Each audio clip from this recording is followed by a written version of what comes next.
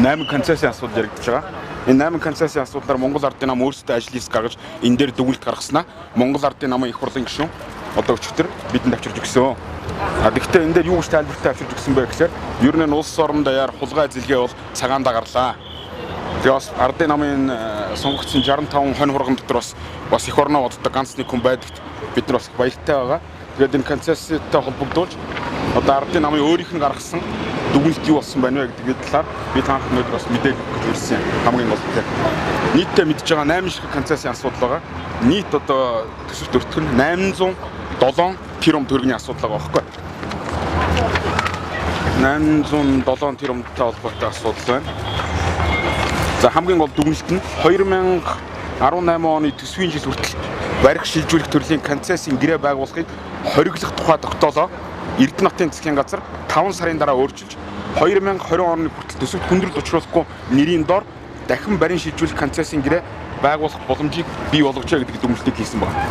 Та нар санаж ивэл засгийн газар 2016 оны 37 дугаар тогтоолоор 2018 оны төсвийн жил хүртэл барих шилжүүлэх буюу концессийг хийхгүй гэдэг тогтоол өөрсдөө гаргасан байсан боловч оюутлогоо цагаан суур буюу МАК компанитай холбоотой концесси байгуулах зөвшөөрлийг өөрсдөө өгсөн байгаа байхгүй.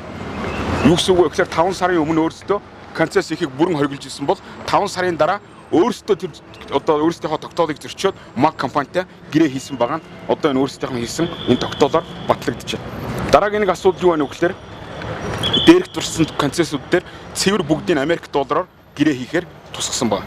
Өөрөөр хэлбэл Монгол улсад нөө 40 төгрөгөөр байгаа одоо төв банкны тухай хуулиар бүх одоо гүйлгээ Монгол төгрөгөөр явах хэрэгтэй тийм ээ. Гэвч бид нар бүх эрсдлээ хамгаалж та нар мэддэг бол одоо гадны хөрөнгө оруулагч манай засгийн газартай гэрээхтэй эрсдлээ хамгаалж доллараар гэрээ хийдэг байхгүй. Гэвч өнөөдөр яасан байна гэхээр энэ одоо дээр дурдсан эрх баригчдын засгийн газрын гишүүдийн компани бүгдээрээ Монгол улсын засгийн газартай Америк доллараар гэрээ хийх ийм төсөл оруулсан байна. Тэгээ энэ бүх одоо концессийн нөхдүүдийн одоо энэ хулгайгаас төрд одоо ямар хөхөд очиж байгааг би та нарт нэг хэдхэн тоо байл. Зөвхөн 2020 он гэхэд 327.3 тэрбум төгрөг. 2021 он 216.2 тэрбум төгрөг. 2020 оны төсөвт 540 тэрбум төгрөгийн ачаал өгөхөөр ийм хулгай энэ нөхдүүд өнөөдөр хийх гэж байна. Тэгэхээр энэ бол одоо байж боломгүй зүйл. 2017 оны 1-р сарын 18-ны өдрийн 16 дугаар тогтоол гарсны дараа байгуулсан одоо МАК-аас бусд нь бол байгуулсан байгаа.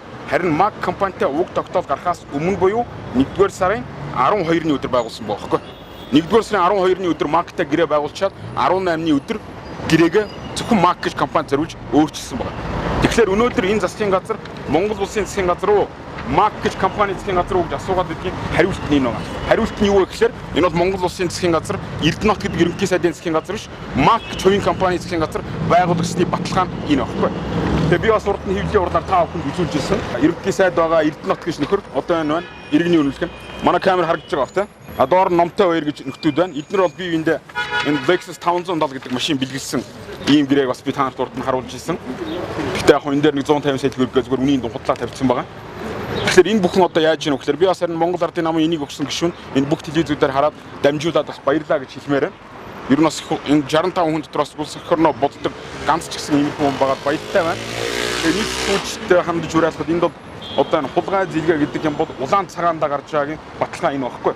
Энэгээр өөрөө Монгол Ардын нам юуг харуулж ийнө гэхээр энэ увайгүй зөвхөн одоо энэ хулгай хийхин төлөө энэ засгийг байгуулсан байна. Юуны мэргэжлийн бах вэ? Энэ засгийн газарт байгаа бүх гишүүд нь ер нь хулгай хийхин төлөө энэ засгийн газарт орсон юм шиг ингэж аашилж байгааг бол ардчилсан нам бол яавч одоо зүгээр хараад суухгүй. Бид нараас энэ асуудлаар холбогдох байгууллагуудад хандна гэдгийг өнөөдөр хэлэх гэсэн. Тэгээ их баярлалаа.